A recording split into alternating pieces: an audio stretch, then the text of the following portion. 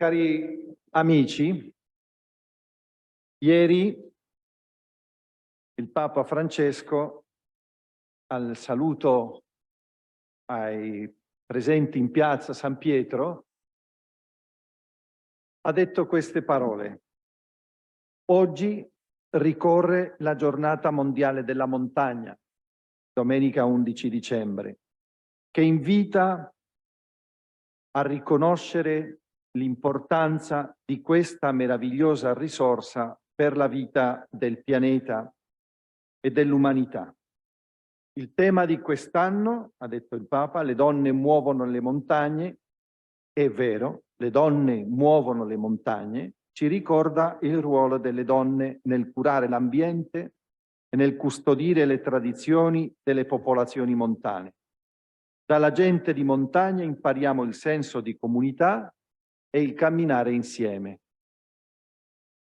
Benvenuti nella Casina Pio IV, che è la sede della Pontificia Accademia delle Scienze, in questa splendida cornice dove iniziamo la nostra giornata.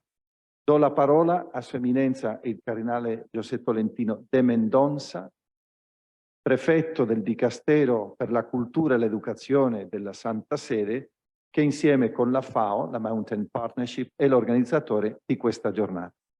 Eminente.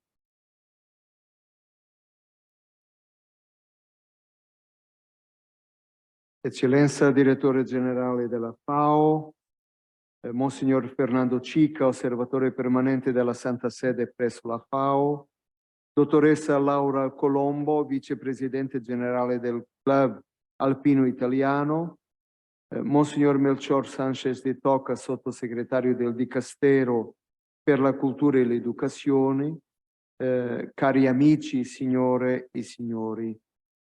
Il pellegrinaggio, il viaggio e l'ascesa hanno sempre costituito per l'essere umano una possibilità di incontro più profondo con se stesso. Può sembrare strano, ma è proprio così. La distanza, i percorsi attraverso geografie alternative, il muoversi in alta quota offrono a chi vi si avventura una visione più ampia e, perché no, più limpida, lucida e illuminata.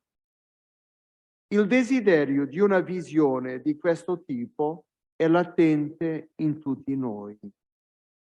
La vita resterebbe incompleta senza un'esperienza in cui il contatto con l'immensità esteriore ci permetta di prendere analogamente contatto con il mondo interiore. In una delle parabole più affascinanti della letteratura del Novecento, René Daumal mostra per esempio come l'ascesa a una montagna sia simile a un itinerario spirituale.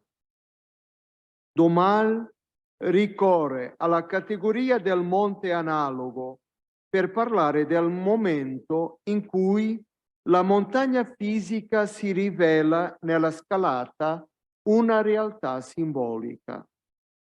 Del momento in cui l'inaccessibile si manifesta progressivamente accessibile nel nostro addentrarsi in un sentiero di montagna, o di quel momento in cui la porta invisibile diventa visibile, perché ci siamo liberati dai meccanismi difensivi e accettiamo di contemplare con occhio nuovo i paesaggi della nostra anima. Riguardo alla montagna, ricordo la sua importanza anche nelle arti, tanto orientali, pensiamo al monte Fuji nei disegni di Hokusai, come nelle arti occidentali. Basti richiamare la relazione del pittore Paul Cézanne con la montagna Sainte-Victoire, che ritrasse più di 60 volte tra disegni e pitture. Cézanne diceva che nessuno è pittore fintanto che non dipinga un'esperienza simile a quella che una montagna ci offre. Affermazione che potremo estendere a tante altre dimensioni della nostra vita. Per questo è con grande interesse, cari amici, eccellenze, che il Dicastero per la Cultura e l'Educazione si associa con la presente iniziativa alla Giornata Mondiale della Montagna, istituita dalle Nazioni Unite per attirare l'attenzione sull'importanza delle montagne per l'intero pianeta. Le montagne, come altri ecosistemi sensibili, sono le prime a subire oggi le conseguenze del cambiamento climatico e le sue popolazioni, spesso marginalizzate, si trovano ad affrontare rischi ancora più grandi. Sono le periferie del pianeta gli scartati, due termini cari a Papa Francesco. Questo convegno, coorganizzato dal Dicastero, pretende infatti avere il suo fondamento nell'Enciclica di Papa Francesco sulla cura della casa comune, dal momento che essa esorta a far sì che la risposta alle sfide contemporanee non sia unicamente tecnica, ma anche e soprattutto culturale.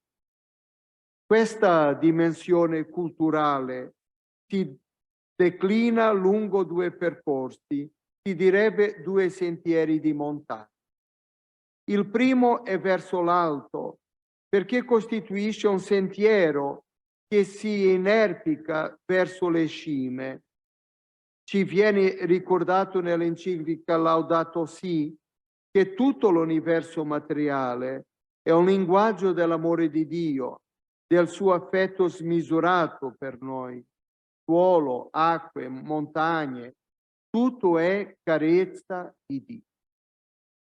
Oggi avremo l'opportunità di ascoltare il professore Edwin Bernbaum, che parlerà del carattere sacro delle montagne nelle tradizioni religiose dell'umanità.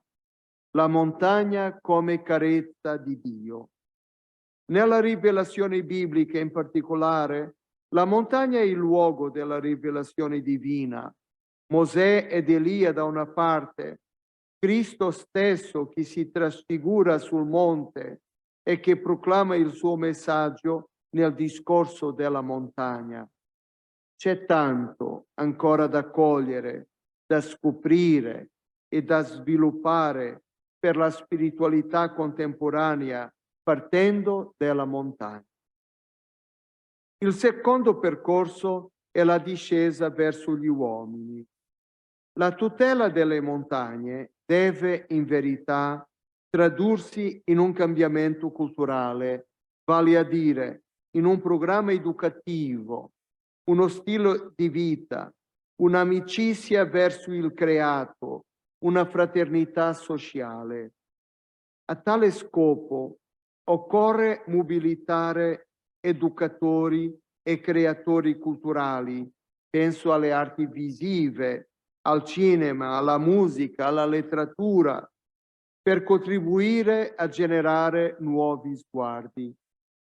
In questo senso, l'esperienza delle guide andine è molto eloquente.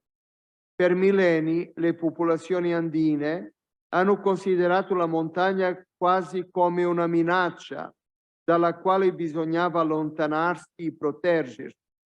Grazie all'azione delle guide Don Bosco Perù, hanno trovato nella montagna non solo una forma di guadagnarsi la vita come guide andine, ma anche uno sguardo nuovo, diverso, un cambiamento in senso positivo della percezione delle montagne. Per attuare questo necessario cambiamento culturale sono fondamentali nuove alleanze e un nuovo patto veicolato attraverso l'educazione. Un convegno come il nostro, anche se interessante e ricco di spunti e di contenuti, anche se riesce ad attirare l'attenzione dei media, se non si traduce in una proposta educativa globale, non porterà a cambiamenti culturali duraturi. Per questo sarebbe importante capitalizzare tutto ciò che viene detto dagli oratori in questo convegno per lanciare un progetto formativo, soprattutto per le giovani generazioni, ma non solo, in vista di educare all'amore e al rispetto per la montagna, alla salvaguardia e alla cura del creato. Fin da ora posso dire che è questo il nostro desiderio. Una parola conclusiva per ringraziare le entità partner e quanti in particolare si sono impegnati nella costruzione di questa iniziativa. A nome del Dicastero desidero ringraziare a tutti coloro che oggi presenteranno le loro comunicazioni e testimonianze. Grazie e buon convegno.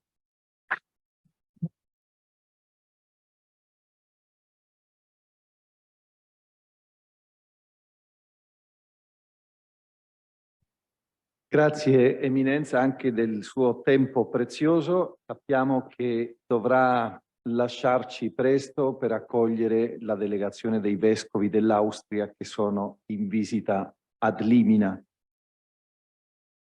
E adesso con grande piacere che do la parola in questa casa al Direttore Generale della FAO. Direttore Pu Dong-Yu, to you the floor, the Director General.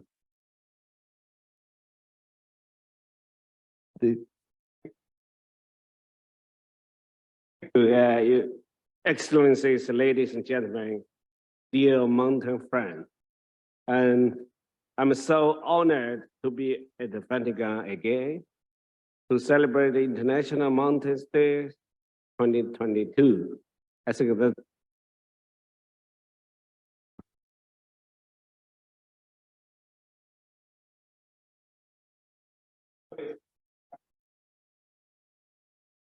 so big passion to look after the people and especially vulnerable peoples in the world with love, with solidarity, with humanity, and with mission. Well, we are not in the mountains now, but it is an important setting. And I know that everyone here today, like myself, hold the mountains close to their heart. As honorable missioners said so many times, mountains is not only matter of the natural resources, it's a matter of people, it's a matter of the culture, and it's a matter of the feelings close to the God. I'd like to thank to the Holy See for organizing this important event, as well as the governments of Andorra and Italy for their continued support to the Mountain Partnership Secretariat hosted by FAO. Actually, this year is the 20 years anniversary of International Mountain Day. That's why myself, FAO, together with our colleagues, we put a lot of efforts to make the International Year of the Mountain so visibly from the UNGA and also supported by the Kyrgyzstan Republic of the President also. He is original from Mountain.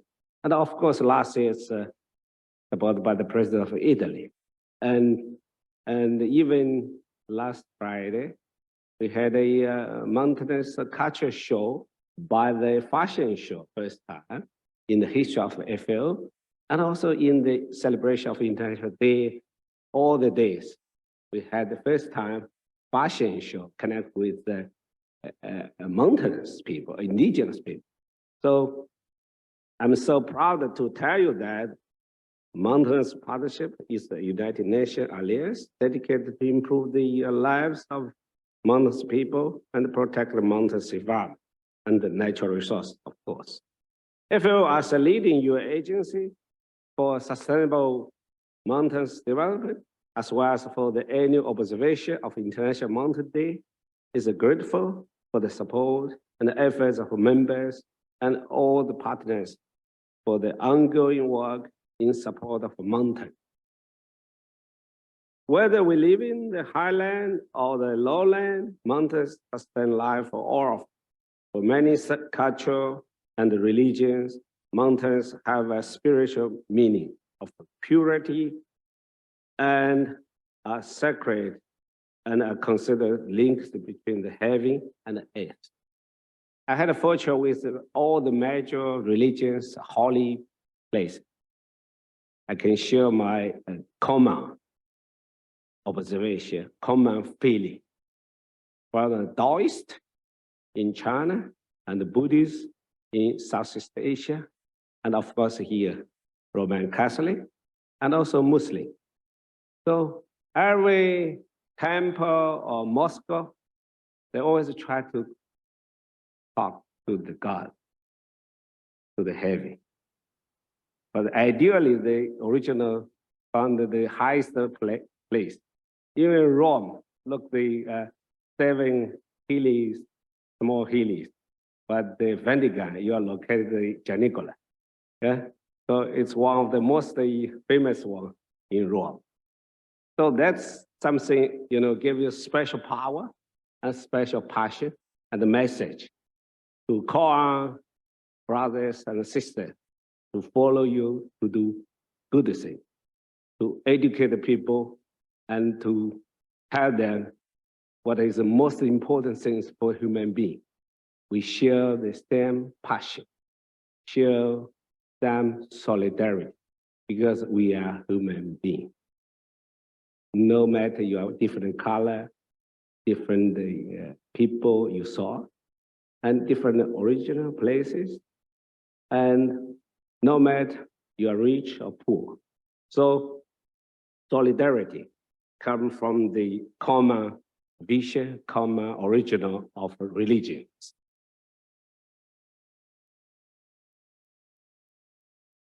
The mountains people are strong because everyone lives in the mountains. You know how to climb mountain.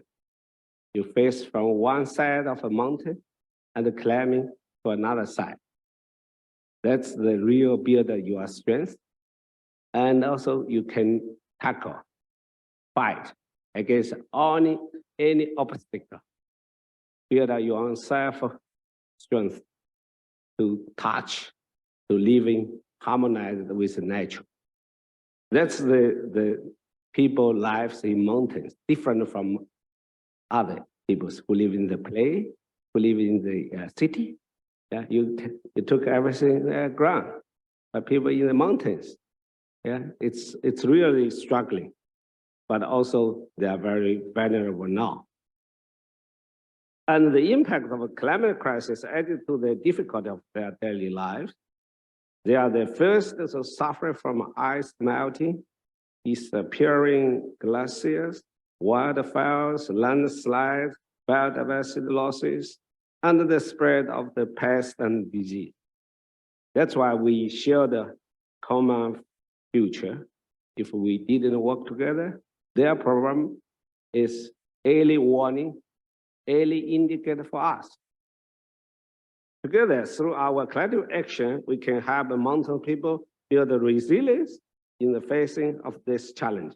This is why FAO welcomes this year's theme, Women Move Mountain. By putting this spotlight on the crucial role of the mountain women, we can better value their strength in ensuring water, food security at the household and community levels. Yet, mountain women often lack access to credit, land ownership, markets, trainings, and digitalization. In some mountain society, women and girls might also be more vulnerable to the food insecurity due to the discrimination.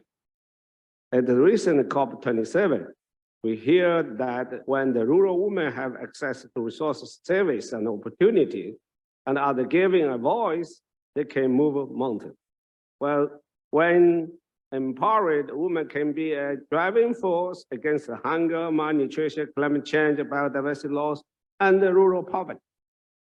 And even more important, rural inequality. Most serious situation inequality happen in the rural area. I traveled so many years during past 40 years all over the world. What is the most vulnerable extreme inequality? Should be happening in any part of the world, in rural area. Even in Europe, in developed countries, look the inequality is the rural area. And also are important agents for change. Of course, there are more extreme inequalities, the more root dynamic to change. But we need to work together. We need to double our efforts in mountains if we want to see the real change and the concrete action. It is encouraging to know that we can count on the invaluable support of important partners like the Holy See. In Holy See, you cross the territory. You cross the member of state. That's your soft power. I always appreciate. You need a hard power to make some concrete and physical change, but we need a soft power to change the people, for their passion, for their solidarity. FAO is committed to the sustainable development of mountains to achieve the 2030 agenda and the sustainable development goals, as well as our collective aspiration for better. That's why we always address better production first. Look at the vulnerable people in the mountains, in the other developed nations. If we don't help them to improve their production, how can they change their life and livelihood? Yeah, because in developed nations, you can depend on trade, you can depend on the international supplies, you can get the food or different varieties of food. But for the local people, vulnerable region, community, we have to help them better production first, improve their nutrition by their own first. If you have enough food, but how can reach the mountain? So give them seeds rather than give them food. Give them fertilizer rather than transfer the food to them. Of course, for emergency humanitarian aid, we need the food. But give the feed and fish, rather teach them to grow crops, teach them to raise the cattle and animals, and teach them how to go fish, not to get fish. Yeah, going fishing and develop aquaculture. Because the mountains, they have a lake, and rivers, crystal clean. So they have a lot of natural species for fish. So fish, animals, and crops, please support your brothers and sisters to produce food locally.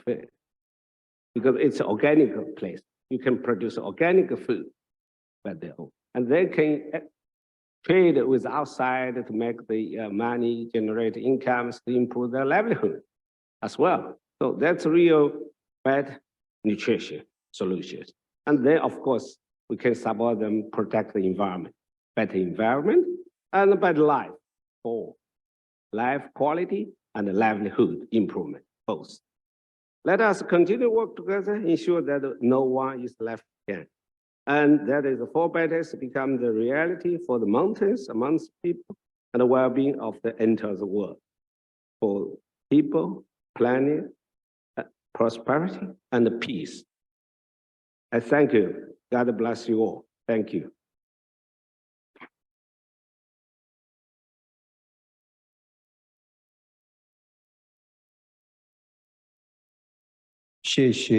Thank you, Mr. Director General. È un piacere per me adesso dare la parola al rappresentante, all'osservatore permanente della Santa Sede presso la FAO, che è anche il mio conterraneo, Monsignor Fernando Chica Arellano. Monsignore. Eminenza, Signor Direttore Generale della FAO, Eccellenze, Signore e Signori, è mio vivo desiderio ringraziare gli organizzatori della conferenza odierna e quanti hanno collaborato alla buona riuscita dell'evento, nonché tutti gli stimati oratori per le significative riflessioni che ci permetteranno di soffermarci su questo patrimonio prezioso per la salute del pianeta e il benessere di miliardi di persone. La Giornata Internazionale della Montagna, celebrata ieri, 11 dicembre, riveste quest'anno un significato ancora più profondo in quanto il 2022 è stato dichiarato dall'ONU Anno Internazionale dello Sviluppo Sostenibile della Montagna. Oltre a coprire circa un quarto della superficie terrestre e a custodire gran parte della biodiversità animale e vegetale necessaria per la vita umana e per le attività economiche, i rilievi montuosi sono i più grandi serbatoi idrici, tant'è che più del 50% della popolazione globale dipende dall'acqua fornita dal territorio montano per bere, cucinare, irrigare e produrre l'energia elettrica destinata alla industria. Sebbene ospitino il 15% della popolazione mondiale, le montagne risultano tra gli habitat più minacciati. La deforestazione, lo sfruttamento indiscriminato del territorio, gli alti tassi di migrazione, l'attività mineraria dannosa per l'ecosistema e il turismo spesso mal gestito mettono quotidianamente a rischio la salute dei giganti della terra. Il 90% dei montanari vive in paesi in via di sviluppo, al di sotto della soglia della povertà, e 1 su 3 è minacciato da insicurezza alimentare. Ma queste genti possiedono conoscenze e pratiche culturali uniche e hanno imparato di generazione in generazione a sopravvivere in ambienti spesso sfavorevoli, affrontando pericoli naturali, sviluppando un uso sostenibile del territorio. Da sempre, infatti, l'agricoltura montana rappresenta un modello indiscusso di sviluppo sostenibile, svolgendo un ruolo chiave nel garantire la sicurezza alimentare delle famiglie e delle comunità locali. Nonostante i popoli della montagna abbiano grande cura per l'ambiente e contribuiscano in modo minimo alle emissioni di gas serra a livello globale, essi risultano tra quelli che più risentono degli effetti dei cambiamenti climatici, dell'aumento delle temperature, dello scioglimento dei ghiacciai e degli eventi meteorologici estremi che diventano sempre più frequenti. Per sostenere queste comunità, soprattutto nei paesi in via di sviluppo, la cooperazione internazionale è decisiva. Occorre pertanto fornire loro gli strumenti, il sostegno e le risorse di cui hanno bisogno per far sì che diventino i veri guardiani delle montagne invece che essere costretti ad abbandonarle a causa della mancanza di opportunità. In un mondo che sta vivendo un'emergenza idrica ed energetica senza precedenti, lo sviluppo sostenibile dell'ecosistema montano deve diventare una sfida prioritaria da affrontare con urgenza. Il tema della giornata di questo anno, Le donne muovono le montagne, è un riconoscimento al ruolo cruciale delle donne quali soggetti attivi dello sviluppo sociale ed economico delle zone di montagna, custodi di conoscenze ancestrali della cultura locale ed è spesso promotrici di cambiamenti storici. La montagna è sempre stata la casa delle donne. Da loro, spesso, dipende la decisione di stabilirsi con la famiglia sul territorio, la spinta all'innovazione e l'attenzione per la tradizione. Nonostante le donne siano il motore delle comunità di montagna e più del 50% svolgano attività agricole, esse sovente risentono di un accesso inadeguato alla terra, alla tecnologia, al credito, all'istruzione e di un carico lavorativo eccessivo. Tuttavia, non possiamo fare a meno di riconoscere che le loro conoscenze agroecologiche e le pratiche territoriali collettive siano fondamentali nell'adattamento ai cambiamenti climatici e nella conservazione della biodiversità. Il lavoro paziente e meticoloso delle donne di montagna, fondato sulla tutela della casa comune e sui valori della sobrietà, semplicità, condivisione e dell'aiuto reciproco, dovrebbe costituire il punto di partenza per l'edificazione di un nuovo rapporto con l'ambiente. Ambiente che subisce le disastrose conseguenze dell'attività invasiva dell'uomo. Il futuro delle montagne sta dunque nelle loro mani. Dove rimangono le donne, la montagna non muore e lo sviluppo decolla in sintonia con la terra e sfruttando le opportunità che questa offre agli esseri umani. Se guardiamo alla dimensione biblica, fin dall'antichità le montagne rappresentano il luogo scelto da Dio per rivelarsi e far udire la sua voce. Costituiscono un simbolo della sua presenza, dunque. La parola simbolo, dal greco simballo, significa unire, mettere insieme. E i monti, proprio per la loro peculiarità di unire il cielo e la terra, connettono la realtà terrena con quella divina. Nella Sacra Scrittura le montagne vengono menzionate più di 500 volte e tanti eventi della storia della salvezza hanno avuto luogo su di esse. Per il cristianesimo le montagne sono scoperta della parola e della presenza di Dio attraverso il silenzio e la contemplazione della natura. Raggiungere la cima dopo grande fatica è un'esperienza liberante che diventa metafora dell'ascesa interiore che ognuno è chiamato a compiere.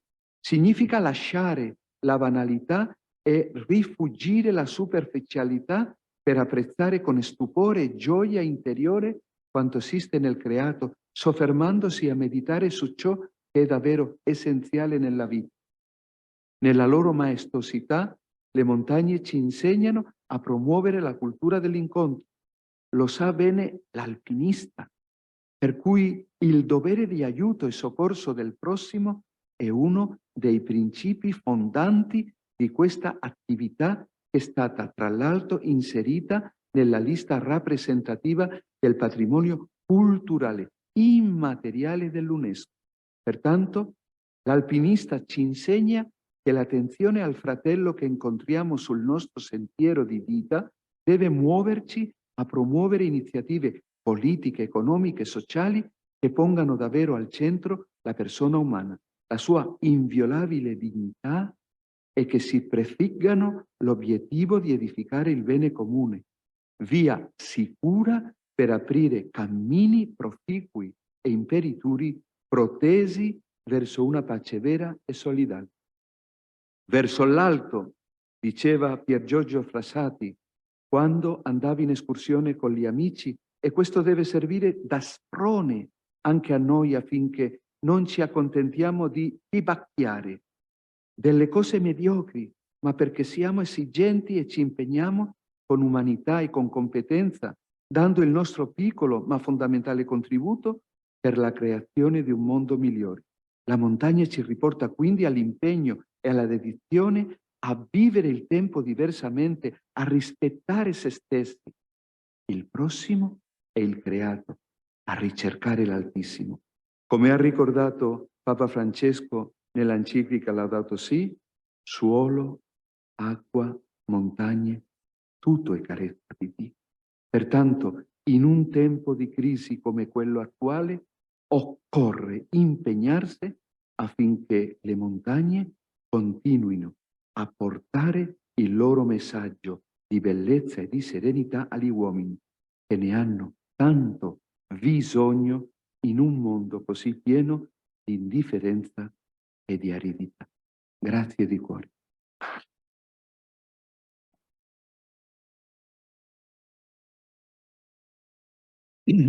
Grazie, Monsignor Chica Arellano, rappresentante permanente della Santa Sede presso la FAO.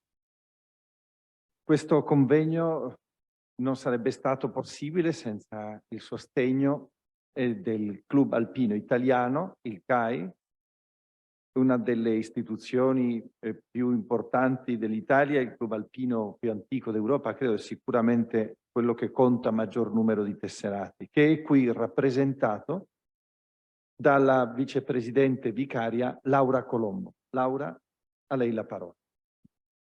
Gentili signore, cari signori, è per me oggi un privilegio rappresentare, a nome del Presidente Generale Antonio Montani, il Club Alpino Italiano a questo convegno, dal titolo particolarmente significativo: Le donne muovono le montagne. Ringrazio e saluto Sua Eminenza il Cardinale Tolentino e il Direttore Generale della FAO, che hanno permesso la partecipazione del Club Alpino Italiano a questo convegno. Il Club Alpino Italiano ha avuto, fin dalla sua fondazione quasi 160 anni fa, 3 parole chiave, da sempre a pari livello tra loro: la frequentazione della montagna, la sua conoscenza e la difesa del suo ambiente naturale. Al giorno d'oggi, ogni azione di volontariato sociale sarebbe impensabile in ogni sezione senza l'apporto ad ogni livello delle socie del Club Alpino Italiano. La priorità delle emergenze climatiche, ormai sotto gli occhi di tutti, ha portato il Club Alpino Italiano ad interpretare i concetti fondanti del proprio statuto secondo una modalità di sviluppo sostenibile, termine largamente abusato ma estremamente profondo nel suo significato reale. Non è certo un caso che le donne, nel Club Alpino Italiano e nella società, siano sempre in prima fila nella difesa dell'ambiente naturale e nella costruzione di un futuro in alleanza con le prossime generazioni. Desidero ora portare alla vostra attenzione 3 progetti del Club Alpino Italiano che, secondo noi, bene interpretano il concetto di sviluppo sostenibile e che vedono protagoniste delle donne. Il primo di questi progetti è il Sentiero Italia CAI, un percorso di circa 7.600 km di sentieri che parte da Santa Teresa di Gallura, in Sardegna, e passando per la Sicilia e percorrendo tutta la catena appenninica e le Alpi, arriva a Muggia, in Friuli Venezia Giulia. Il Sentiero Italia CAI rappresenta, soprattutto per l'area appenninica, lontana dai grandi circuiti turistici, un'occasione di conoscenza di territori ricchi di storia, cultura e biodiversità, altrimenti poco conosciuti dal grande pubblico. Tutte al femminile sono 2 esperienze legate a questo percorso. La prima è la pubblicazione di un libro di itinerari enogastronomici da parte di Irene Pellegrini e Barbara Gitti, 2 studiose del settore. Sempre legata al Sentiero Italia CAI al femminile è l'esperienza relativa a Sara Bonfanti, che proprio in questi giorni arriverà a Santa Teresa di Gallura dopo aver percorso in solitaria il sentiero a ritroso. Il secondo progetto riguarda una cooperazione internazionale nella regione del Kosovo, dove il CAI sta svolgendo un'attività di formazione per le popolazioni locali in termini di sviluppo della sentieristica, formazione alpinistica ed escursionistica e di implementazione del soccorso in montagna, per favorire la frequentazione in particolare della Via Dinarica, una rete di sentieri molto simile al nostro Sentiero Italia, che collega le regioni appunto dell'area balcanica. L'anima di questa esperienza è l'alpinista albanese Uta Ibrahimi, che dopo essere stata la prima donna di origini balcaniche a raggiungere 5 vette di 8.000 metri, si è dedicata alla promozione della consapevolezza sulla natura, le montagne e i diritti umani, in particolare in Kosovo e Albania. Nel 2016 Uta Ibrahimi ha fondato Butterfly Outdoor Adventures Company, le cui finalità sono riassunte nella frase: celebriamo la natura perché è la casa comune dell'umanità. Mostrare il rispetto e cura per la natura in ogni viaggio intrapreso, ricordandoci sempre che stare all'aria aperta è qualcosa che tutti meritano di testimoniare e di cui trarre beneficio, è il nostro obiettivo. Il terzo progetto prevede una collaborazione tra il CAI, attraverso una delle sue sezioni nazionali, il Club Alpino Accademico Italiano ed altre associazioni, per un progetto di sviluppo nella regione pakistana dello Swat, nota per essere la patria di Malala, la giovane attivista dell'emancipazione femminile in Pakistan, gravemente ferita dai talebani ed insignita del Premio Nobel per la pace nel 2014. Questo progetto prevede la mappatura e il tracciamento dei possibili itinerari di trekking nel territorio dello Swat, lo studio di fattibilità per la creazione di un parco nazionale, ma soprattutto la formazione di 24 ragazze, tutte di età inferiore ai 24 anni, come guide escursionistiche, naturalistiche ed archeologiche della regione. Tutto ciò dimostra come il CAI, nato nel 1863, in un contesto aristocratico, prevalentemente maschile e patriarcale, abbia saputo seguire l'evoluzione dei tempi nell'interesse della montagna in ogni sua espressione. La vocazione sperimentale dell'associazione, l'esplorazione geografica, tecnica e culturale nelle terre alte ha fatto sì che la differenza di genere nelle attività alpinistiche fosse di fatto del tutto azzerata, anticipando spesso l'evoluzione della nostra società. Il Club Alpino Italiano è entrato nel terzo millennio come custode del patrimonio montano universale, in piena continuità con i principi ispiratori e aprendo le proprie frontiere all'altra metà del cielo. Grazie. Se posso, Monsignor Chica ha ricordato Pier Giorgio Frassati. Se posso far dono al Cardinal Tolentino del volume dei Sentieri Frassati. Grazie a voi.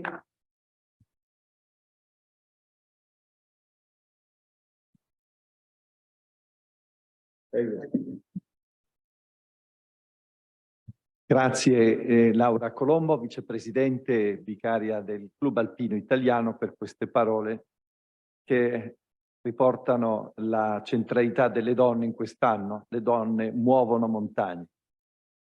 Con il suo intervento chiudiamo la prima parte, il primo blocco del nostro convegno, i saluti istituzionali. Salutiamo il Cardinale Tolentino che deve lasciarci per accogliere la delegazione dei Vescovi dell'Austria, con un applauso e con il ringraziamento.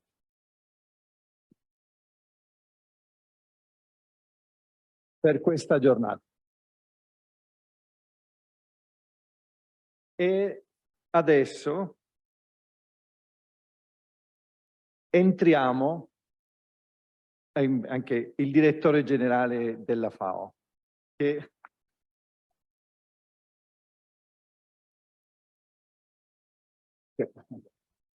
beh.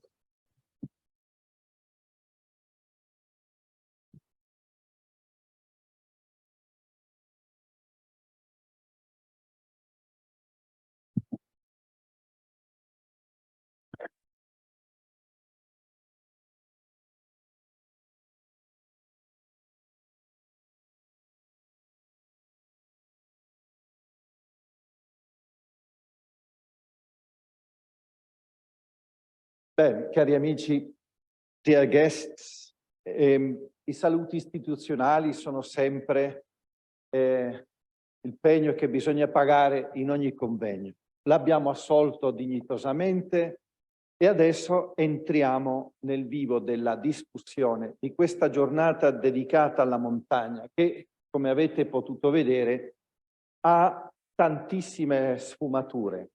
dalla pratica alpinista al tracciamento dei sentieri di montagna, la formazione di guide, la preoccupazione per il nutrimento delle popolazioni, le comunità di montagna, lo scioglimento dei ghiacciai, il cambiamento climatico, tantissime dimensioni.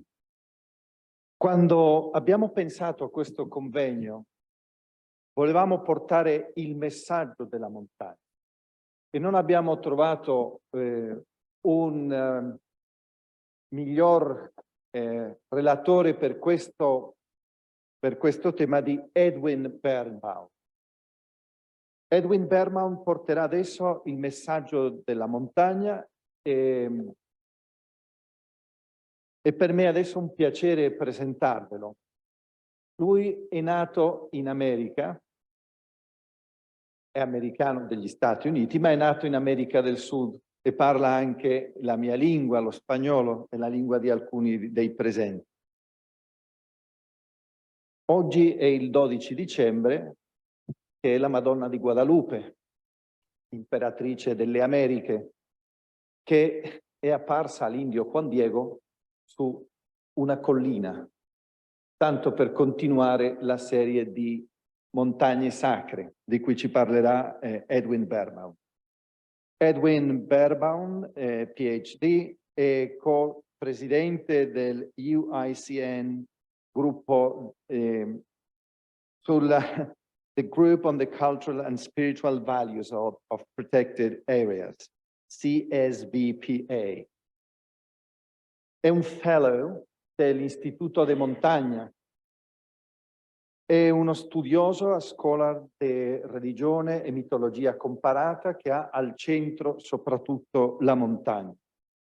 È un grande speaker e YouTube è la prova della sua attività come oratore, come speaker motivazionale. È un grande fotografo e lo potrete vedere adesso e lui ci presenterà in questa nuova fase del nostro convegno il messaggio delle montagne, le montagne e la spiritualità nelle culture e le tradizioni religiose dell'umanità. Dopo la sua presentazione abbiamo pensato di lasciare un tempo per uno scambio, un dialogo con la sala, siete tutti invitati a farlo. E approfitto di questo momento per dire a chi è seduto in quelle serie senza la traduzione simultanea di approfittare dei posti che ancora sono liberi. Dear Professor Edwin, caro querido Edwin, the floor is yours. Mm-hmm.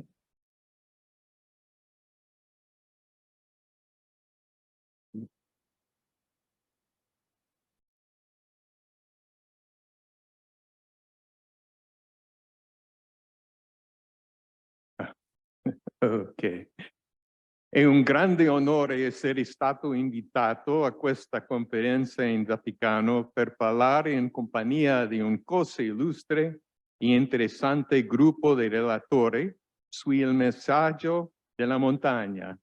Perdonate il mio tentativo maldestro di parlare italiano, la più melodiosa delle lingue. Now I will switch to English.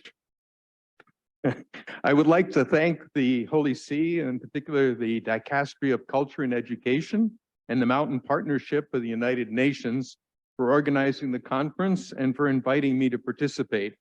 My thanks in particular to Monsignor Melchor Sanchez de Toca, Rosa Laura Romeo, Sara Manueli, and Samantha Abear. I'd like to open with the first two sentences of my book, Sacred Mountains of the World, to set the tone of the presentation and hopefully the conference. As the highest and most dramatic features of the natural landscape, mountains have an extraordinary power to evoke the sacred. The ethereal rise of a ridge in mist, the glint of moonlight on an icy face, a flare of gold on a distant peak. Such glimpses of transcendent beauty can reveal our world as a place of unimaginable mystery and splendor, a world, I might add, that we desperately need to protect and preserve. This presentation will be in the spirit of Laudato Si and its message, Pope Francis' message on preserving the environment as the gift of God. So I'd like to just, how do I get into this? When I was 2 years old, my father was a diplomat, and we moved to Quito, Ecuador. And my earliest memories are of snow-capped peaks on the equator, like Cotopaxi, which you see here, thought for many years to be the highest active volcano in the world. When I returned as a teenager, I was put in touch with an Ecuadorian mountaineering club called Nuevos Horizontes, New Horizons.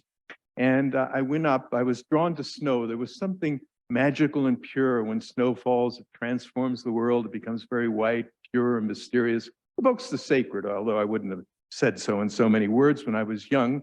And I went up into the mountains, climbed. And this is an Ecuadorian companion of mine, Romulo Pazmiño, climbing a Serac on ice tower on the way to climbing a peak, an unclimbed peak in the Andes. When I graduated from college, I went with the Peace Corps to Nepal, the highest mountains in the world. And there I went on an expedition to Annapurna South, which is 7,200 meters high. And rather than reach the summit, we were climbing up and a hanging glacier broke off above us. And I was caught in the avalanche and swept maybe 1,000 feet down. It was ice. As far as I knew, you didn't survive an avalanche like that. And I was completely convinced I was going to die. Now you might ask, how did I survive? Well, I survived by giving up. I thought it was entirely hopeless.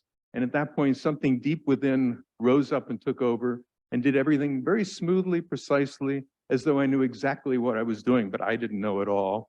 And that's how I got out of the avalanche, basically sort of suddenly popped out without any conscious direction on my part. And in this experience, which I won't go into detail, I learned something of the power and mystery of mountains and the power and mystery of what they can awaken within each one of us. So following this, I went out on a kind of pilgrimage to see Mount Everest, the highest mountain in the world.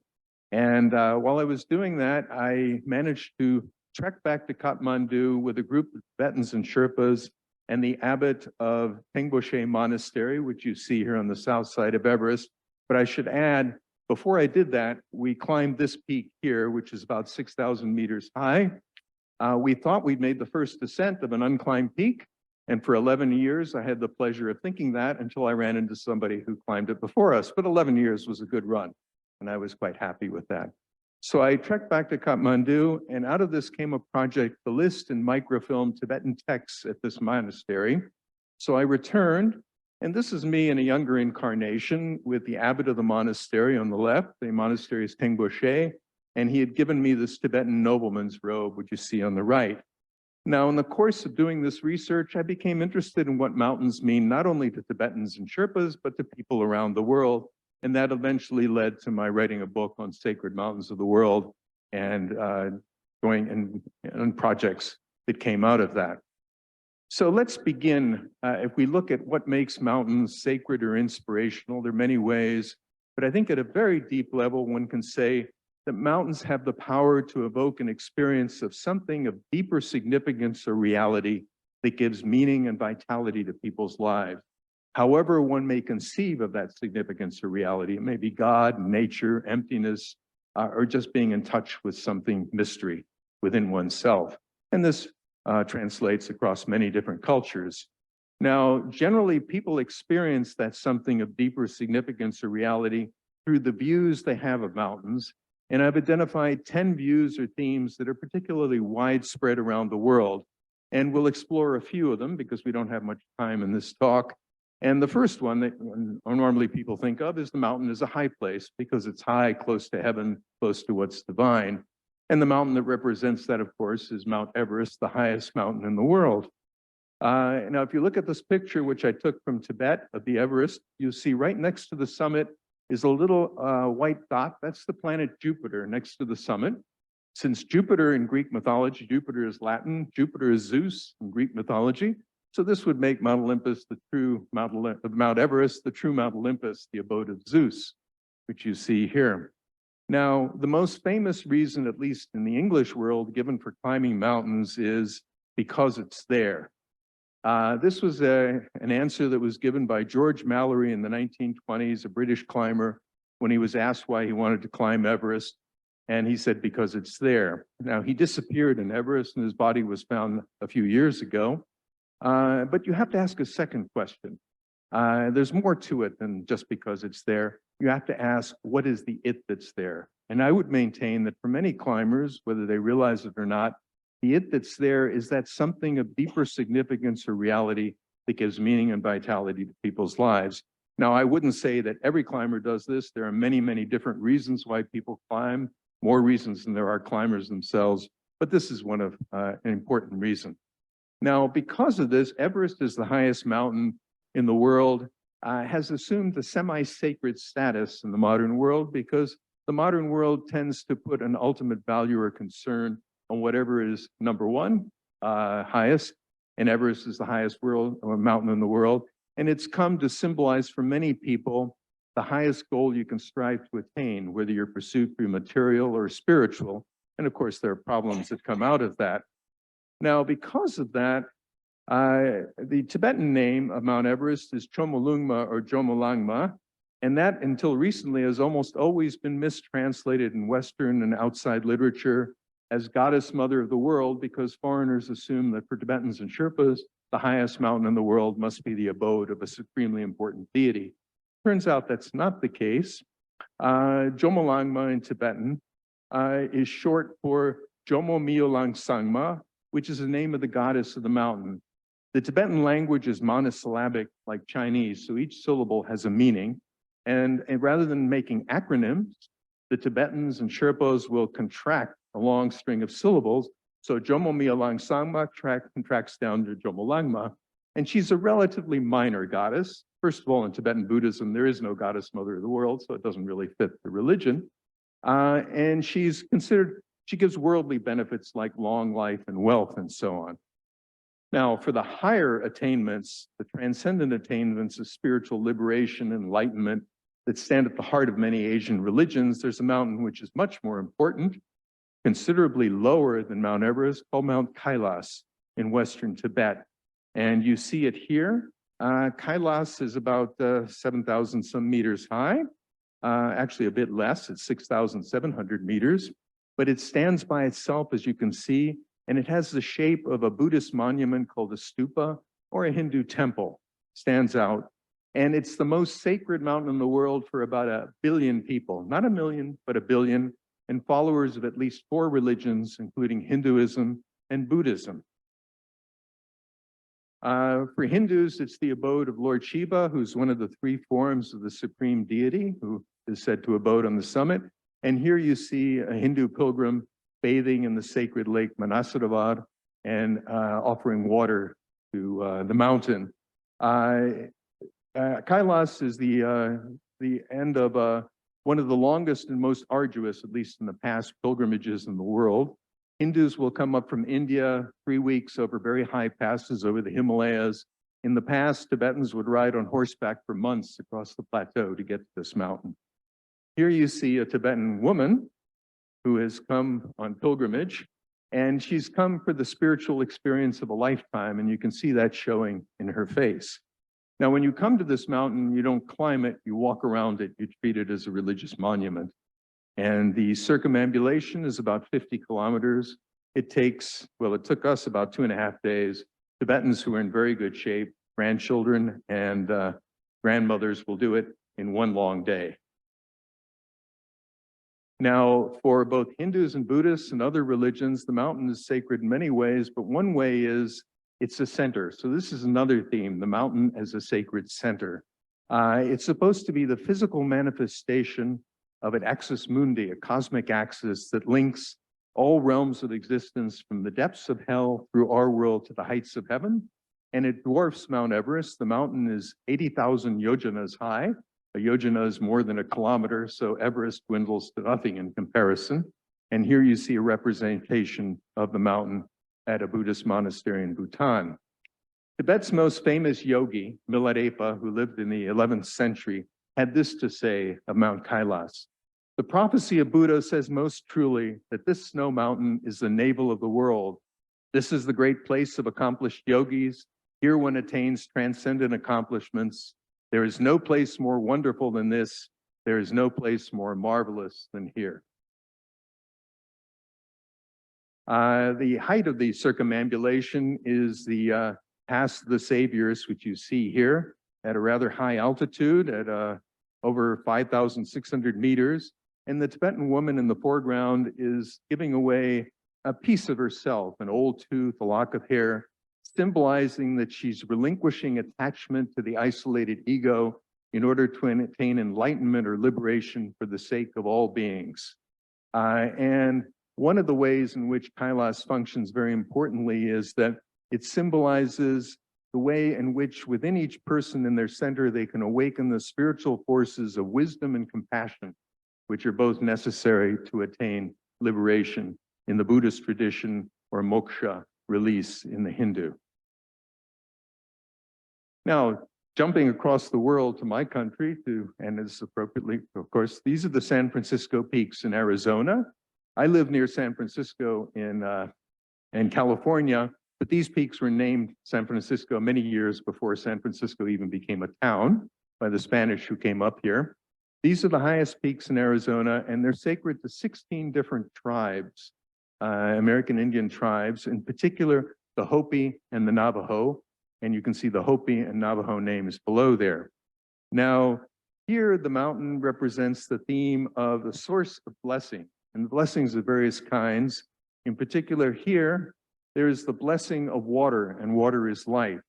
So for the Hopi who live on the Colorado Plateau and are agriculturalists, they invoke the ancestral rain spirits that are supposed to dwell on the San Francisco peaks called the Kachinas. They invoke them in the famous Kachina dances. This is a Kachina doll, in order to bring rain clouds so that they can grow corn and survive. So water is life, and water comes from the mountains. Now for the Hopi, or the Navajo on the other hand, who live in the same area, who would live a different kind of life, a pastoral life, the mountains are involved. First of all, San Francisco peaks are one of 4 mountains in the 4 directions that surround their sacred land called Dinata. And they're invoked in healing ceremonies. So the blessing here is healing and health. And here you see a traditional Navajo singer or healer who's drawing with sand the Holy Spirit of one of these mountains. And the idea is that when somebody is sick, they're sick because they've fallen out of harmony with themselves, with others, and with the environment. And so the healing ceremony is to restore them to this original state of harmony. And they do it by chanting what are called chant ways, the most important of which is blessing way. And here is a line from it. Now I am long life, now happiness, as I have ascended, ascended. Before me it is blessed as I have ascended. Behind me it is blessed as I have ascended. Ascended, I have ascended. Oh yeah.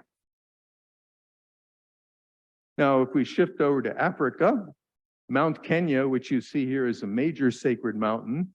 And Kenya is the mispronunciation of the Kikuyu name Kirinyaga, which means the mountain of brightness, which you can see reflected in this photograph. Mount Kenya is one of the only mountains in the world to have a country named after it, which is the modern country of Kenya. And I leave it to you as to what other country there is. Maybe that'd be a question and answers. Now, according to the Kikuyu, are the largest ethnic group in Kenya. And according to their origin story, first of all, the summit of Mount Kenya is the resting place of Ngai, or God. And the story is that Ngai brought up the first Kikuyu man to the summit of Kirinyaga, and he pointed out the land that he would give him and his people. And then he said, whenever you need me, invoke me, face the mountain. This became the central religion of all Kikuyu culture, the central ceremony. So if there's a marriage ceremony, a circumcision ceremony, a village gathering, they first face the mountain. It was so important that the founder of the modern state of, let's see, get this, yes, of Kenya, Jomo Kenyatta, whom you see here, was originally studied anthropology with Malinowski in London, and he wrote a book about his people called Facing Mount Kenya for this very reason. Now, Mount Kenya is the scene of one of the most incredible ascents, or a series of ascents, I think, in mountaineering history. What happened is in the background, you can see Nelian and Batian, the 2 highest peaks, and there's a very difficult, technically very demanding route over the head of this ranger whom I met. And a couple of British climbers climbed this very demanding route, and they got to the summit. Who should they find on the summit but an old African in plastic sandals and a blanket wrapped around his shoulder? And they said, well, you know, let us help you get down. And he said, no, I've come up here to pray for the welfare of humanity for 3 days and 3 nights. So the Brits went back down and they went to the park ranger, including this person here. And they said, you've got to rescue this poor fellow, he's stranded on the summit. So they came out with their climbing gear and they were having trouble getting started in the first cliff, planking around with their crampons and, well, their carabiners and their pitons. When Hushikan nimbly scrambling down the mist, but the Africans say, don't bother me, I do this once a year, and disappeared in the mist. And here you can see a closer view of what he had climbed. Quite remarkable. I had wanted to interview him when I went there, but by then he was too old and senile to actually talk to, but I talked to the rangers instead. Now, mountains, as have been indicated already in the talks here, are very important, of course, in Western tradition, in Judaism, Christianity, and also in Islam. And this is the mountain that's usually identified, especially in Christian tradition, with Mount Sinai in the Bible, Jebel Musa, the mountain of Moses. And I'm assuming you're all familiar, of course, with Moses going up on the mountain, and the summit of the mountain is the meeting place of man and God, where Moses is given the tablets of the law and the first 5 books of the Bible, the Torah, and Jewish tradition brings it back down. Now, the revelation and covenant made at Mount Sinai is considered the single most important event in traditional Jewish history. And it's also important to note that the 3 most important events in the Old Testament, especially the first 5 books of Moses, are the 3 covenants made, Mount Ararat, Mount Moriah for the Akedah, the binding of Isaac, and finally this, which is the most important, which is Mount Sinai. At the foot of Jebel Musa is the monastery of St. Catherine, one of the oldest Christian monasteries in the world. Desert Fathers came here around the 2nd century, started to meditate because they wanted to be in the place where Moses came face to face with God. And in the 6th century, an emperor of Byzantium built this fortified monastery for them on the traditional site of the burning bush. When I came there with my family, this is in the Sinai Peninsula, we interviewed the abbot, Archbishop Damiamos, who's Greek Orthodox, about it. And in 1988 or so, the Egyptian government, which had taken over the Sinai from Israel, announced plans to build a cable car up to the top of Mount Sinai and to put a casino restaurant on the top. This aroused consternation throughout the world, and Time magazine published an essay titled "Trashing Mount Sinai" that decried the development and ended with this comment: perhaps they will make the cable cars in the shape of calves and gild them. The golden calves can slide up and down Mount Sinai and show God who won. Basically, they shamed the government out of abandoning that, and it didn't happen, fortunately. So here you see a psalter from the 12th century from Denmark, showing Moses receiving the original call at the burning bush, which is at the foot of Mount Sinai. And then in the lower frame, he's receiving the tablets of the law on Mount Sinai. And you can see in this epic back in the Middle Ages, mountains were sort of not very emphasized. It looks like it's been squeezed out of a toothpaste tube, the mountain on the lower right. Now you'll notice that Moses has a halo around his head, because in the Bible it says he comes down with his face shining with light. He's transfigured. And of course, the word that for light was mistranslated, and that's why the famous statue of by Michelangelo of Moses here in Rome has horns on his head, which is erroneous. In any case, the transfiguration of Moses on Mount Sinai prefigured the transfiguration of Jesus on Mount Tabor. And of course, this is the famous transfiguration painting by Raphael, which hangs here in the Vatican. And significantly, in the gospel, and of course in this painting, he's transfigured with light, accompanied by Elijah and Moses on either side, the 2 Old Testament prophets who had experiences on Mount Sinai. Now, Pope Francis, a few years ago, gave a talk based on the story of the Transfiguration, and this is what he wrote: "The mountain is the site of the encounter, intimate closeness with God, the place of prayer in which to stand in the presence of the Lord. We need to go to a place of retreat, climb the mountain, and go to a place of silence. to find ourselves and better perceive the voice of the Lord. The encounter with God in prayer again pushes us to come down from the mountain and back down into the plain where we meet many brothers and sisters weighed down by fatigue, injustice, and both material and spiritual poverty. So it's not enough just to climb and have the experience of communion with God. One needs to bring something back down for the welfare of others and for the preservation of the environment itself. Now, I just mentioned this very briefly since we don't have a lot of time, but Jerusalem itself, the two most common ways in which it's referred to in the Tanakh, the later books of the Old Testament after the 5 books of Moses, is either as the mountain of the Lord or Mount Zion. And in fact, Jerusalem is a conflation of 2 sacred mountains, Mount Zion, which was the fortified sacred mountain hillside of the Jebusite city that David converted into Jerusalem, the capital of Israel, and Mount Moriah, which is the site where Abraham took up Isaac to offer him in sacrifice. And you can see the 3 religions here, for which Jerusalem, of course, is sacred.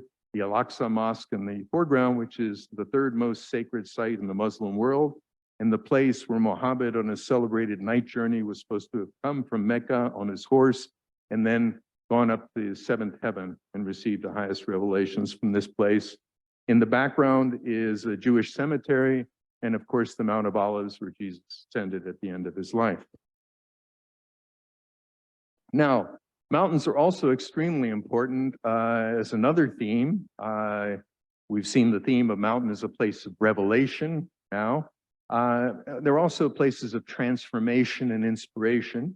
And this is one of the 5 most important sacred mountains in China.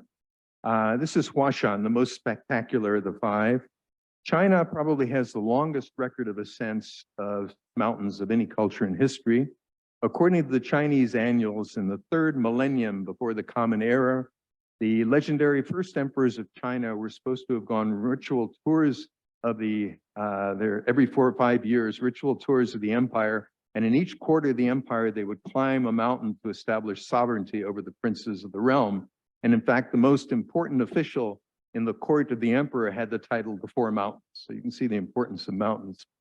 This is the Western Mountain, very, very important. And let me just read, since we're talking about women moving mountains. This is by Tao Yuan, who is the wife of a Chinese general in 400. And this is what she wrote about the Eastern Mountain, which is a different one. High rises the eastern peak, soaring up the blue sky. Among the rocks, an empty hollow, secret, still, mysterious. I will lodge forever in this hollow, where springs and autumn's unheeded path. Beautiful line. So, mountains, in particular in China, are extremely important. Chinese landscapes are perhaps the most sophisticated genre of landscape painting in the world. And the term for landscape in Chinese, shan shui, and landscape painting means literally mountains and water or mountains and rivers. Those are the 2 basic components. Now, in the Taoist religion of China, the mountains reveal the presence of the Tao, which is a spiritual essence of reality, which appears now and then flowing through nature like a mountain emerging and disappearing into the mist. This is one of the great classics of Chinese landscape painting called Early Spring. It was painted in 1072 by Guo Xi, who also wrote a primer about landscape painting. And this is what he had to say about the value of landscapes and landscape paintings and mountains. The din of the dusty world and the confines of human habitations are what human nature habitually abhors, while on the contrary, haze, mist, and the haunting spirits of the mountains are what human nature seeks and yet can rarely find. Something I think we can all relate to. Now, when we climbed Huashan, it has thousands of meters of sheer granite walls, and they've cut steps up there. And this boy was climbing quite easily in a basket on his father's back with a drop of maybe 1,000 meters below him, but quite nonchalant about it. I should point out that Chinese began climbing mountains for recreation well over 1,000 years before alpinism was born here in Europe. And one of the reasons was there were literati in the court of the emperor, and they were so confined by the strictures of the bureaucracy that they fled to the mountains for rest and recreation. So here is a poem from the 5th century that indicates what mountain climbing meant to Chinese. In the mountains, all is pure, all is calm, all complication is cut off. One pauses on ledges, one climbs to the foot of high clouds. Here is the realm of harmony and joy, where the past and the present become eternal. And I wish all of us could experience this as we climb mountains or contemplate them. Now, speaking of mountaineering here in Europe, of course, the birth of alpinism is associated with the first ascent of Mont Blanc, or here in Italy, Monte Bianco. And what happened with the Alps in particular is, if you look at what Irish monks wrote about hills and sacred mountains in Ireland and in Wales, originally in the Celtic religion, mountains were sacred and divine places. They were hollow, and inside were Celtic deities. Then later on, during the Middle Ages in particular, mountains became sacred in a negative sense. They were demonic, and therefore there were dragons and witches and all sorts of unpleasant things connected with them. And then with the Enlightenment and the Romantic period, there was a shift in attitude back to the divine sense of mountains, to the idea of the sublime. And you can see this reflected in a letter that Goethe wrote about coming and seeing Mont Blanc at Chamonix during the night. And he speaks now of the mountain among the stars.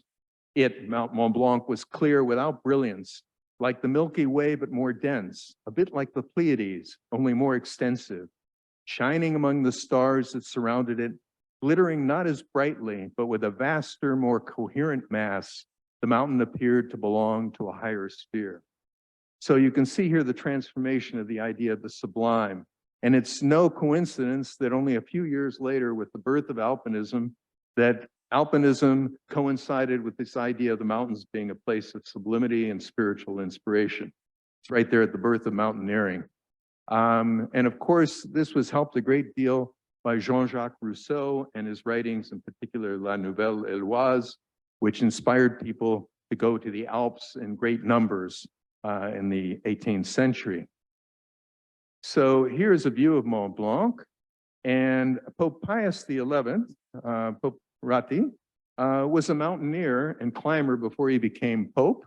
He climbed Mont Blanc, Monte Bianco. He also put in a new route, I think, across Monte Rosa, quite accomplished. And in 1923, this is something that he wrote about the spiritual symbolism of mountain climbing. In the laborious efforts to gain the summits where the air is lighter and purer, the climber gains new strength of limb, while in the endeavor to overcome the countless obstacles of the way, the soul trains itself to conquer the difficulties of duty. And the superb spectacle of the vast horizons, which from the crest of the Alps offers themselves on all sides to our eyes, raises without effort our spirits to the divine author and sovereign of nature. Now, mountains have continued to inspire people well into the 20th century for this sort of reason. This is the highest mountain in New Zealand, Mount Aoraki, also known as Mount Cook.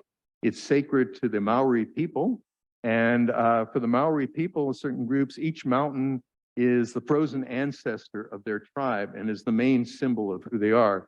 Now, I won't go into the Maori culture here, but I'd like to point out this is something that Bredna Dufour, an Australian climber who was the first woman to climb Aoraki, which is a rather difficult climb. This is what she wrote about the mountains, these New Zealand Alps, and how they inspired her.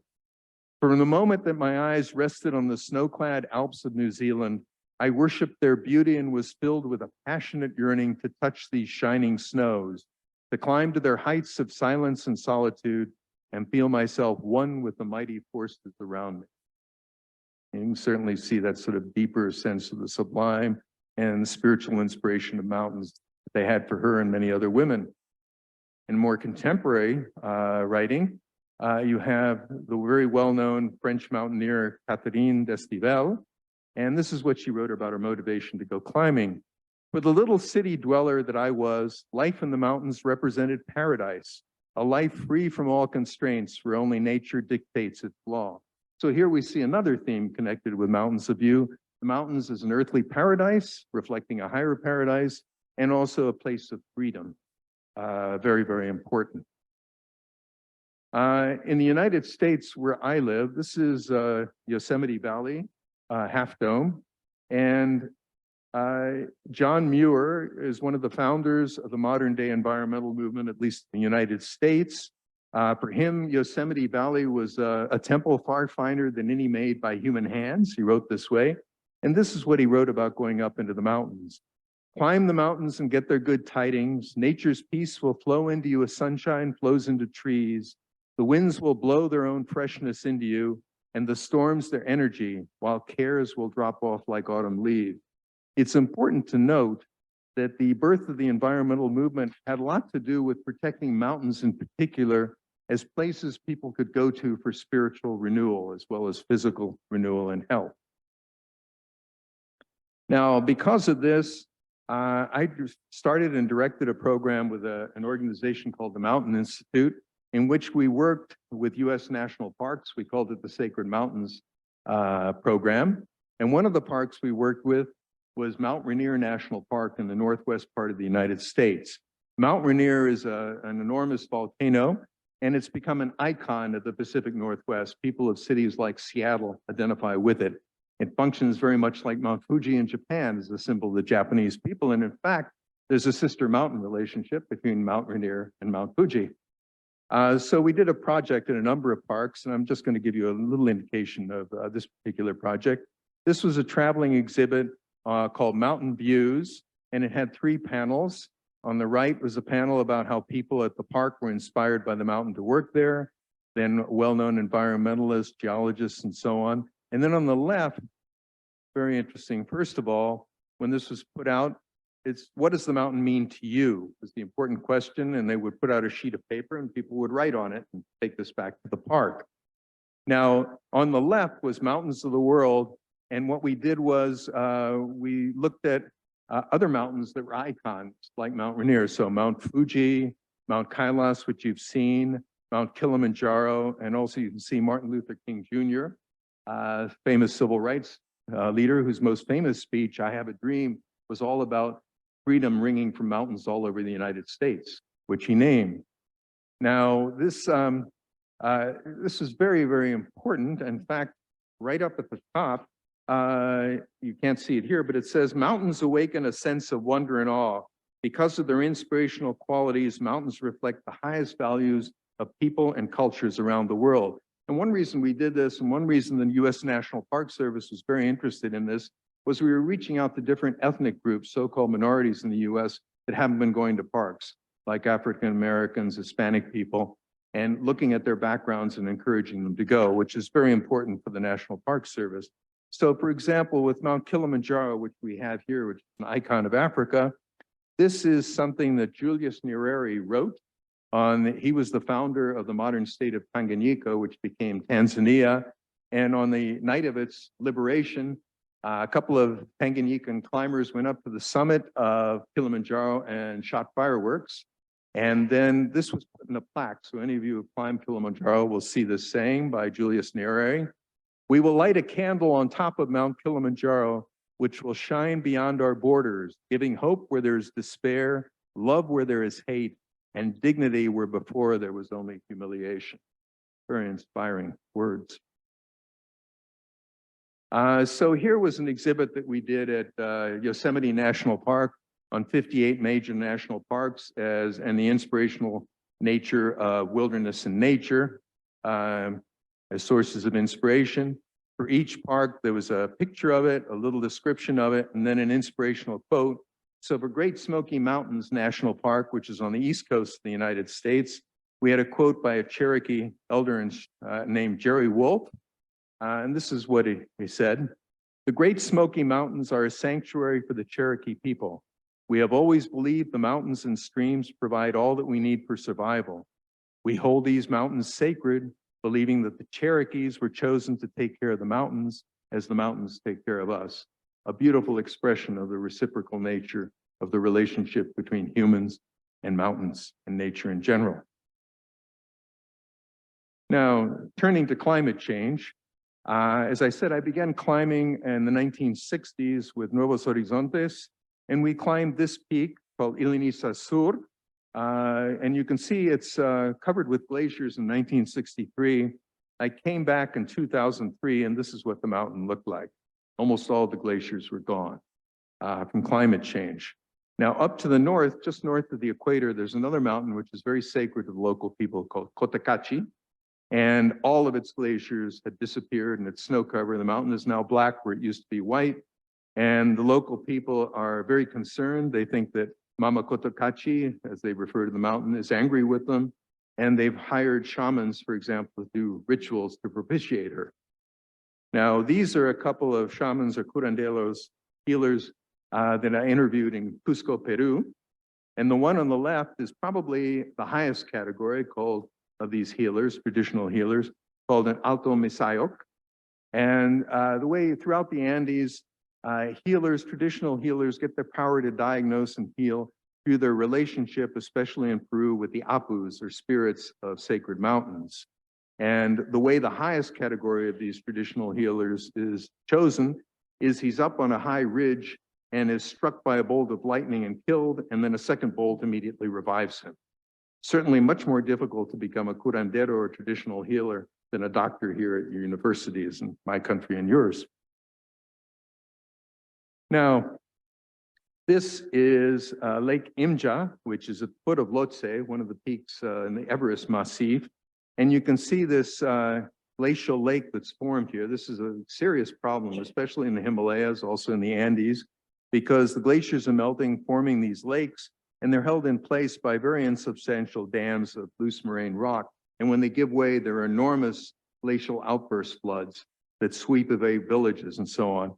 This lake is above a lot of villages, and the Sherpas are especially concerned about it. So there are various ways of dealing with it. And my friend, the abbot of Tengboche Monastery, who unfortunately passed away a year or so ago, what he was doing toward the end of his life, he felt that climate change was happening because people were no longer practicing religion very well. And so that was leading to deterioration of the climate. So his way of arresting it was to make ceremonial vases like this one, which he gave to Sherpas to put in critical parts of the environment, like the summit of Mount Everest, and one of them up at this lake, which he said arrested the increase in the size of the lake temporarily. He gave me one of these to take back to the United States and plant in the mountains of California. Now, switching here to the Alps, this is the Alle Glacier in Switzerland, the longest glacier in the Alps. And of course, glaciers here are also dwindling. And because of the cultural, spiritual, and aesthetic importance of the Alps, which we've seen, people have been holding demonstrations on the Alle to protest climate change. They've been covering smaller glaciers to keep them from melting in the summer. And they even held a funeral in 2019 for a glacier that disappeared in Switzerland. And every year at the snout of this glacier, the local priest besieges God to save the glaciers above them by saying, glacier is ice, ice is water, water is life. You can see the direct. So here, as we get close to the end of my talk, is the Ganges River flowing, the most sacred river in the world for hundreds of millions of Hindus, flowing past the sacred city of Varanasi or Benares, the most holy city in India. And the problem is that the glacial source of the Ganges is retreating. And this has alarmed a lot of people in India. Indian environmentalists have tried to use this threat to the source of India's most sacred river to basically try to put pressure on the Indian government to reduce the production of greenhouse gases, because India is the second largest consumer of coal in the world after China. Now, if religious arguments like this work, they could have a significant impact on climate change throughout the world, although it's a very difficult proposition. So finally, with the last few slides, I'd like to read a passage from near the end of my book. The contemplation of sacred mountains with their special power to awaken another deeper way of experiencing reality opens us to a sense of the sacred in our own homes and communities, a sense that we need to cultivate in order to live in harmony with our environment and with each other. In looking up to the heights and reflecting on the world around them, we discover within ourselves something that enables us to lead deeper and more meaningful lives. And finally, this last picture that I took many years ago of my two young sons when they were playing in the roots of an overturned giant sequoia tree in the Sierra Nevada mountains of California. These final lines from my book on sacred mountains of the world. Mountains help us to regain that sense of freshness and wonder possessed by a child. Eyes bright and clear, hearts open and free, we stand once again at the beginning and source of all that is and all that may be. Thank you.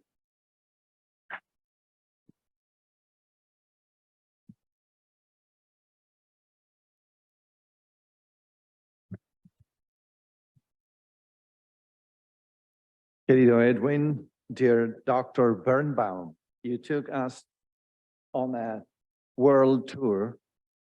You guided us as a mountain guide, an alpine guide to some of the most incredible peaks and mountains in the world.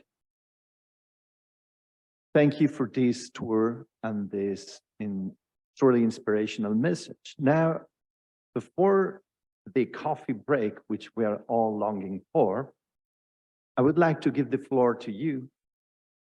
Vorrei lasciare la parola ai presenti per una o due domande, se il dottor Bernbaum gentilmente accetta di rispondere. Dopodiché andremo a prendere il ben meritato caffè. A voi la parola. Qualche...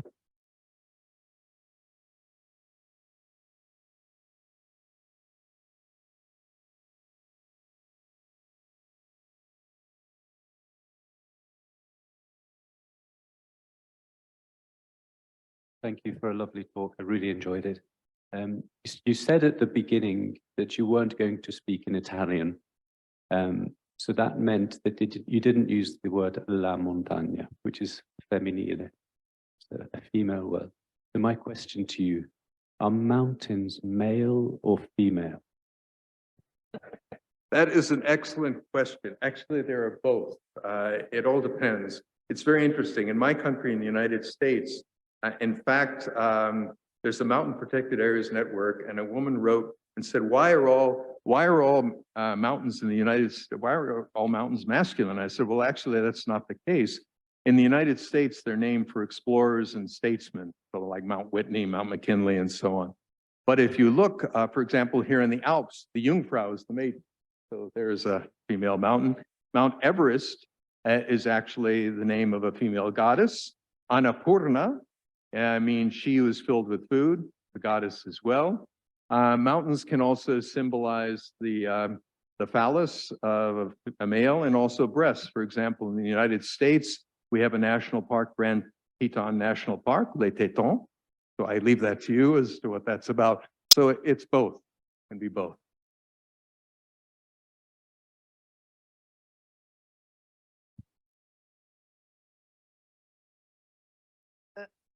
More questions or ancora domande, riflessioni? Please press il microfono.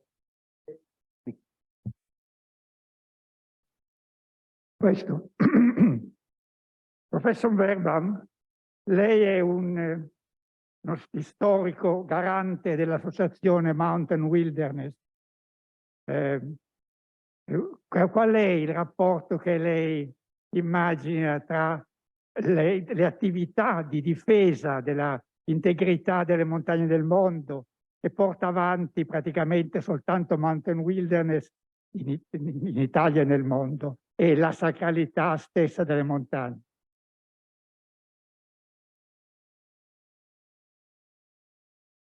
Well, that's a very interesting question.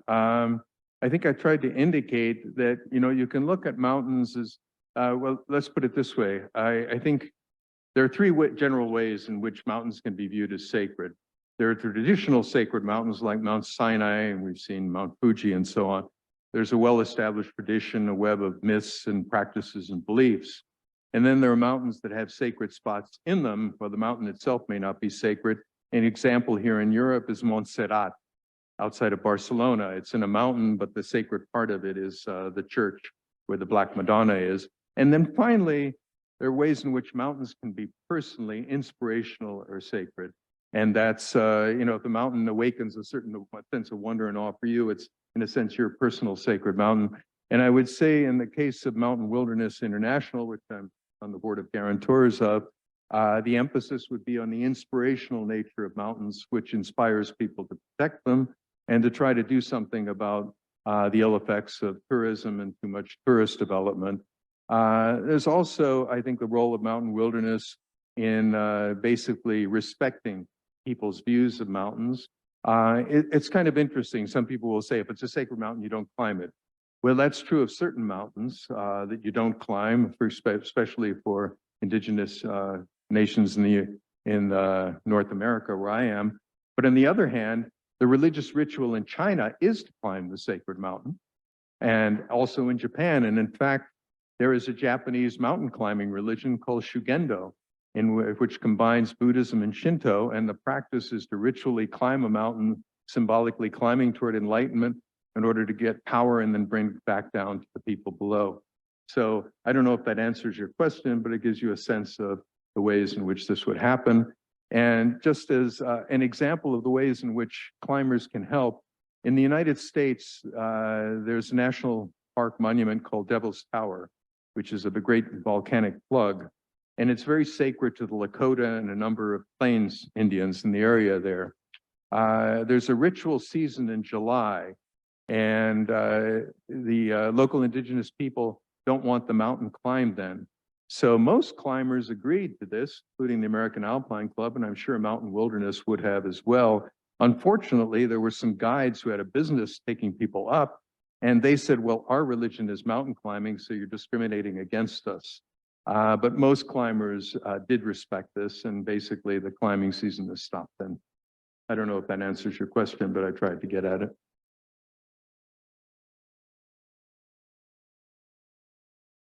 Grazie, Dr. Bernbaum. Credo che lei ha posto anche uno dei problemi che sicuramente torneranno nell'arco della giornata, che è come combinare la sacralità della montagna con un turismo sostenibile, rispettoso. Tutti abbiamo in mente le immagini terrificanti delle file di turisti alpinisti in coda per salire l'Everest, che per molti di noi amanti della montagna è una profanazione laica, una profanazione della montagna. Lasciamo la domanda in sospeso, torneremo. Adesso andiamo a prendere un caffè, ma prima faremo una foto di gruppo, prima della dispersione. Dunque siamo tutti invitati ad andare all'ingresso, ci disporremo sui gradini d'ingresso e dopo andremo a prendere il caffè. Grazie.